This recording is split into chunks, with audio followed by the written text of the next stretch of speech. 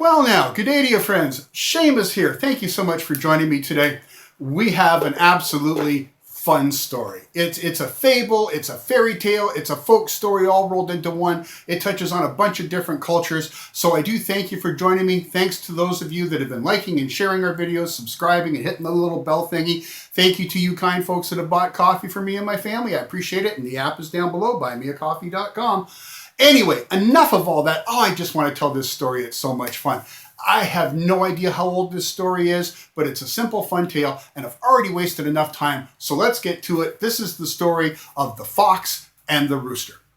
Once upon a time, at the end of a fine, glorious day, just as the sun was beginning to set itself down behind the tops of the mountains, gentle old Mr. Rooster flapped his way up into a tree and got himself ready to go to sleep for the night. But of course, Mr. Rooster was a rooster, so he couldn't just go to bed. Oh, no. He had his claws fixed firmly on that tree branch, and he shook out his feathers once and shook them out again, shook them out a third time and leaned back his head and gave a mighty cock-a-doodle-doo! And then, just as he was about to tuck his beak into his feathers for sleep, out of the corner of his beady little rooster eye, he saw a quick flash of red, and he thought he saw a long, pointed snout.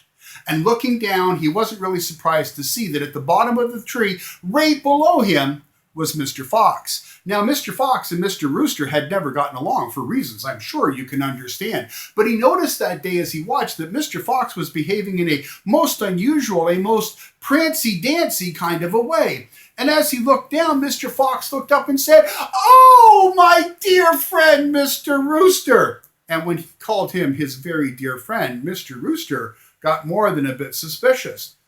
"Good day, Mr. Fox. How are you?" "Oh, I am so very well, Mr. Rooster, my old friend. It's so good to see you. Tell me, Mr. Rooster, have you heard the wonderful, glorious news?"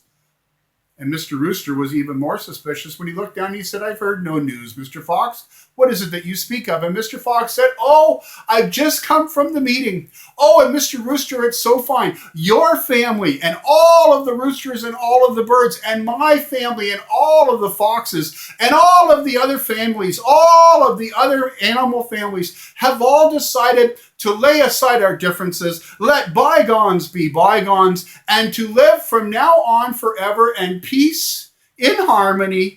Oh, Mr. Rooster, isn't this wonderful news?"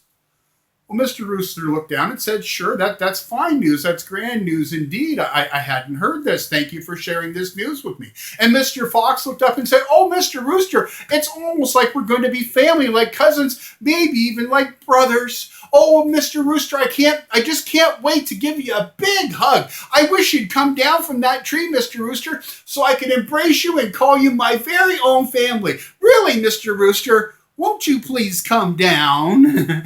And Mr. Rooster was in his branch thinking, I don't like the sounds of this at all. And he looked down at Mr. Fox, and he said, "I do appreciate you bringing me this news. Yes, it's very, very good indeed." And as he said this to Mr. Fox, he spoke in a very absent-minded way. And as he did, he went up onto his little rooster tippy toes and looked off into the distance. And this made Mr. Fox very nervous. And Mr. Fox cried out, "What is it that you're looking at, my friend? Tell me, Mr. Rooster, what is it that you see?"